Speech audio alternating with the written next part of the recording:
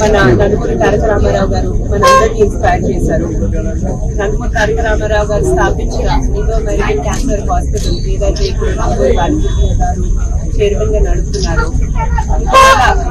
Mobile screening, cancer screening camp ఈరోజు మన ముఖ్యమంత్రిలో జరుగుతుంది.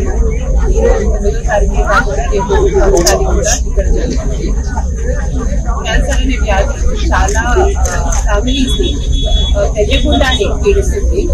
అందుకే ముఖ్యమైన విషయం ఏంటంటే అందరూ వచ్చి క్యాన్సర్ స్క్రీనింగ్ రెగ్యులర్ గా చేసుకోవాలి, ఎర్లీ డిటెక్షన్ అవ్వాలి, ఎర్లీ ట్రీట్మెంట్ కూడా జరగాలి. తెలియకుండా చాలా మందికి క్యాన్సర్ వ్యాధి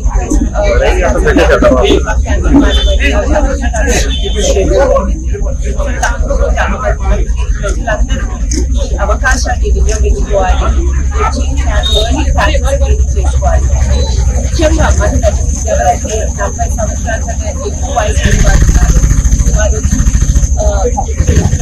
అడ్వాన్స్ ఇన్వెస్ట్మెంట్ ద్వారా మ్యామోగ్రఫీ స్క్రీనింగ్ చేసుకోవాలి. అండ్ వాళ్ళ ఫ్యామిలీస్ తప్పకుండా వచ్చి ఈ అవకాశాన్ని ఉపయోగించుకోవాలి. ముఖ్యంగా మా dedicated team of Indo American cancer hospital doctors ఎవరైతే రాత్రి పగలు కృషి చేసి ఈ మొబైల్ హెల్త్ క్యాంప్స్ ఏదైతే చేస్తున్నారు, లక్షలాది మందిని క్యాన్సర్ స్క్రీనింగ్ చేసి వారికి ట్రీట్మెంట్ అందిస్తున్నారు, వాళ్ళందరికీ ఈ రోజు పర్సనల్ గా మానిటర్ చేయడానికి మా సిఇఓ గారు కృష్ణయ్య గారు కూడా రావడం జరిగింది.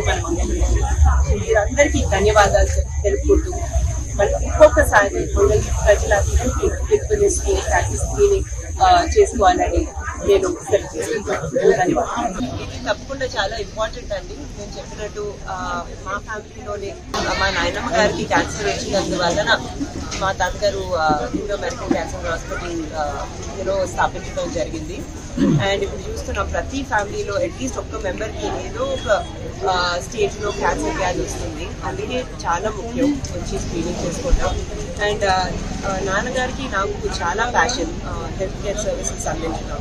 అందుకే నాకు గర్వంగా ఉంది మేము లక్షలాది మందికి నాణ్యమైన క్యాన్సర్ సర్వీసెస్, క్యాన్సర్ స్క్రీనింగ్ అందిస్తున్నామని.